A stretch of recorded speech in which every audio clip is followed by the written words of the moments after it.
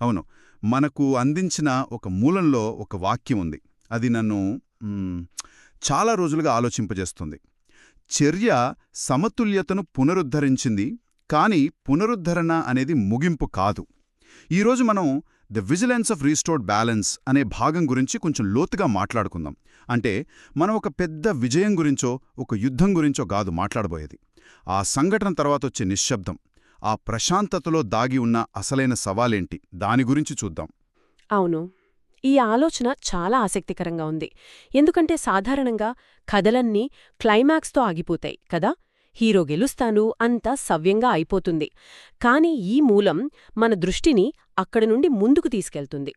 ఆ సంఘటన తర్వాత ఏమి జరుగుతుంది, గెలుపుని నిలబెట్టుకోవడం ఎలా, ఇక్కడే అసలైన కథ మొదలవుతుందన్నమాట.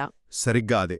మూలంలో దేవి చర్య గురించి వివరిస్తూ కోపంతోనో తొందరపాటుతోనో కాకుండా ఒక క్రమంలో జరిగింది అనుంది. నిజం చెప్పానంటే ఇది వినడానికి కొంచెం ఆశ్చర్యంగా ఉంది. అంత పెద్ద సంఘర్షణ కోపం, ఆవేశం లేకుండా ఒక ప్రశాంతమైన లెక్క ప్రకారం జరిగిందంటే అదెలా?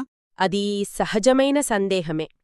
మనం సంఘర్షణను ఎప్పుడూ భావోద్వేగాలతో ముడిపెడతాం. కాని ఇక్కడ మూలం దాన్ని వేరే కోణంలో చూపిస్తోంది. ఇది ఒక వ్యక్తిగత యుద్ధం కాదు, విశ్వంలో ఒక అసమతుల్యత ఏర్పడింది. దాన్ని సరిచేయడం. ఒక డాక్టర్ సర్జరీ చేసినట్టు. సర్జరీలో కోపముండదు కదా, ఖచ్చితత్వం ఉంటుంది. ఇది కూడా అలాంటిదే, ఒక కాస్మిక్ కరెక్షన్ అన్మాట. అందుకే దేవతలు కూడా పెద్దగా సంబరాలు చేసుకోలేదు. మూలంలో చెప్పినట్టు వారు విజయాన్ని ప్రకటించరు, వారు గమనిస్తారు. ఆ గమనించడం అనే పదంలోనే చాలా లోతుంది. అంటే విజయం తర్వాత పార్టీ చేసుకోవడం కాదు, సరే అంతా సరిగ్గా ఉందా, ఈ కొత్త సమతుల్యత నిలబడుతుందా అని చూడటం. ఖచ్చితంగా. ఆ నిశ్శబ్దం ఒక కొత్త బాధ్యతకు నాంది, ఒక వేడుక కాదు. ఒక పెద్ద తుఫాను తర్వాత సముద్రం ప్రశాంతంగా ఉన్నట్టు. ఇప్పుడు ప్రశాంతంగా ఉంది కదా అని మనం నిశ్చింతగా ఉండలేం. ఆ ప్రశాంతత ఎంతకాలముంటుందో గమనిస్తూ ఉండాలి. ఇక్కడే నాకు ఇంకో ఆసక్తికరమైన విషయం తట్టింది. మూలం సంఘర్షణను, స్థిరత్వాన్ని పోలుస్తూ స్థిరత్వం సంఘర్షణ కంటే సున్నితమైనది అని అంటుంది.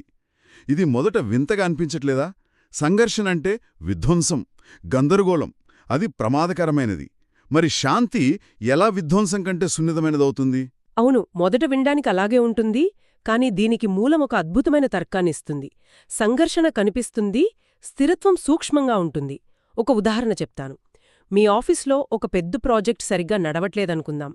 మీటింగ్స్లో వాదనలు, టెన్షన్, ఆ సంఘర్షణ అందరికీ స్పష్టంగా కనిపిస్తుంది. నిజమే. కాని ఒక ప్రాజెక్ట్ విజయవంతంగా సజావుగా నడుస్తుంటే అది స్థిరత్వం, అది పైకి కనిపించదు. దాని వెనుక రోజూ ఎంతోమంది చేసే చిన్న చిన్న పనులు, సమన్వయం, నిరంతర శ్రద్ధ ఉంటాయి. వాటిలో ఏ ఒక్కటి దెబ్బతిన్నా ఆ స్థిరత్వం కూలిపోవచ్చు. అందుకే అది చాలా సున్నితమైనది. వావ్! అంటే అసలు పని పెద్ద మరమ్మత్తులా కాదు, కాదు, రోజూ చేసే ఆ చిన్న చిన్న నిర్వహణలోనే ఉంటుందన్నమాట.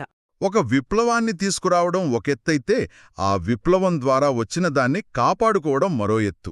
సరిగ్గా అదే. మూలం కూడా అదే చెబుతోంది. అసమతుల్యతను సరిదిద్దినప్పుడు ప్రపంచం వెంటనే పరిపూర్ణంగా మారదు. అది కేవలం స్థిరంగా మారుతుంది, మరియు ఆ స్థిరత్వాన్ని కాపాడాలి. సరే, ఆ కాపాడే బాధ్యత ఎవరిది? ఇక్కడే నేను కొంచెం ఆలోచనలో పడ్డాను. ఎందుకంటే ఒక సమస్యను పరిష్కరించిన శక్తి సాధారణంగా అక్కడే ఉండి అంతా సవ్యంగా జరిగేలా చూసుకుంటుంది కదా. కాని మూలం దేవి తన ఆధిపత్యాన్ని ప్రదర్శిస్తూ ఉండిపోదు, ఆమె వెనక్కి తగ్గుతుంది అని చెప్తోంది. ఇది కొంచెం విరుద్ధంగా అనిపిస్తోంది. అవును, ఇది నాయకత్వం గురించి మనకున్న ఆలోచనలను సవాల్ చేస్తుంది. ఇక్కడొక లోతైన పాఠముంది. మూలం ప్రకారం ఆమె వెనక్కి తగ్గడం వదిలివేయడం కాదు, అది నమ్మకం. నమ్మకమా? అవును. ఎవరైతే ఈ మార్పును చూశారో వాళ్లు ఇప్పుడు ఈ సమతుల్యతను కాపాడగలరనే నమ్మకం. ఇది బాధ్యతను బదిలీ చేయడం, వాళ్లని శక్తివంతం చేయడం.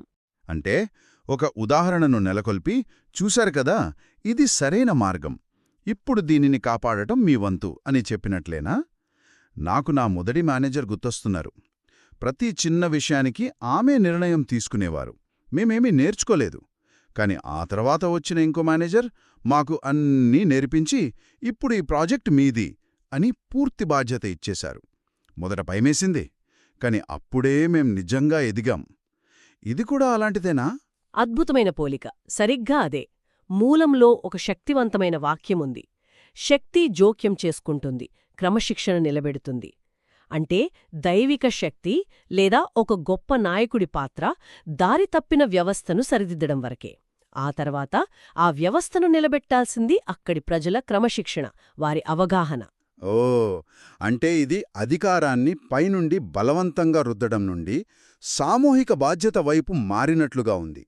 ఒకే వ్యక్తి మీద ఆధారపడడం నుండి ప్రతి ఒక్కరూ భాగస్వాములు కావడం వైపు మారినట్టు. ఖచ్చితంగా. అందుకే మూలం ఒక ప్రశ్న నుండి మరో ప్రశ్నకు మారుతుంది అంటుంది.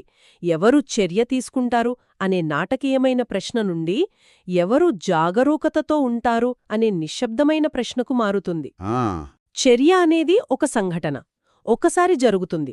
కానీ జాగరూకత అనేది నిరంతర ప్రక్రియ, అదొక జీవన విధానం.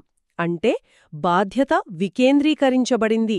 ఎవరో ఒక హీరో వచ్చి అన్ని సరిచేస్తారని చూడటం కాదు, ప్రతి ఒక్కరూ ఆ స్థిరత్వానికి కాపరిగా మారాలి. అందుకనే మూలం అవగాహనను స్థిరత్వానికి సంరక్షకుడు అని పేర్కొంది. ఇది చాలా శక్తివంతమైన ఆలోచన. అంటే మనం స్పృహతో ఉన్నంతకాలం ఆ సమతుల్యత నిలబడుతుంది. మనం ఎప్పుడైతే ఆ స్పృహను కోల్పోతామో అప్పుడే సమస్యలు మొదలవుతాయి. అవును, ఆ అవగాహనే క్రమశిక్షణకు పునాది. మనం చిన్న చిన్న అసమతుల్యతలను గమనించి వాటిని వెంటనే సరిదిద్దుకుంటే పెద్ద సంఘర్షణకు ఆస్కారం ఉండదు. సరే, ఈ చర్చ నుండి మనం నేర్చుకోగల ఆచరణాత్మక పాఠాలేమున్నాయి? మన రోజువారీ జీవితానికి అన్వయించుకోగల అంశాలు. నాకు మొదటిగా తోస్తున్నది, ఒక సంక్షోభం ముగిసినంత మాత్రాన మన పని అయిపోలేదని గుర్తుంచుకోవడం. ఖచ్చితంగా అది మొదటి పాఠం. పునరుద్ధరణ బాధ్యతకు ముగింపు కాదు. ఉదాహరణకు, ఒక స్టార్టప్ కంపెనీ ఒక కొత్త యాప్ను లాంచ్ చేసిందనుకుందాం. ఆ లాంచ్ ఒక పెద్ద యుద్ధంలా ఉంటుంది. అవును, నిద్రలేని రాత్రులు. అది చర్య. కానీ అసలైన కఠినమైన పని ఆ తర్వాతే మొదలవుతుంది. యూజర్ ఫీడ్బ్యాక్ స్పందించడం, నిరంతరం అప్డేట్స్ ఇవ్వడం, పోటీని తట్టుకోవడం. ఈ నిశ్శబ్దమైన నిర్వహణనే ఆ యాప్ భవిష్యత్తును నిర్ణయిస్తుంది. నిజమే. ఇక రెండవది, ఆ నిర్వహణకు కావాల్సిన జాగరూకత అవసరం. ఇది అన్నింటికీ వర్తిస్తుంది కదా? అవును. ప్రజాస్వామ్యం ఒక మంచి ఉదాహరణ. ఒక దేశానికి స్వాతంత్రం రావడమనేది ఒక గొప్ప చర్య. కాని ఆ ప్రజాస్వామ్యాన్ని, ఆ స్వేచ్ఛను కాపాడుకోవడమనేది నిరంతర జాగరూకతతో కూడిన పని. పౌరులు తమ హక్కుల పట్ల, ప్రభుత్వ పనితీరు పట్ల స్పృహతో ఉన్నప్పుడే అది నిలబడుతుంది. ఇక చివరి 2 పాఠాలు. నిజమైన శక్తి సర్దుబాటు తర్వాత ఉపసంహరించుకుంటుంది మరియు క్రమశిక్షణ, చర్య ద్వారా పునరుద్ధరించబడిన దాన్ని కాపాడుతుంది. ఇది నాయకత్వం గురించి ఒక కొత్త పాఠాన్ని చెబుతున్నట్టుంది. అవును, ఇది సమర్థవంతమైన నాయకత్వానికి ఒక నమూనా. తన ఉనికి లేకుండా కూడా వ్యవస్థ సజావుగా నడిచేలా చేయగలగడమే నిజమైన నాయకుడి లక్షణం. వాళ్లు ఒక వ్యవస్థను ఏర్పాటు చేస్తారు, తమ బృందాన్ని శక్తివంతం చేస్తారు, మరియు వారిని నమ్ముతారు. అధికారాన్ని అంటిపెట్టుకోవడం కాదు. ఈ పాఠాలన్నీ కలిపి చూస్తే ఒక విషయం స్పష్టమవుతోంది.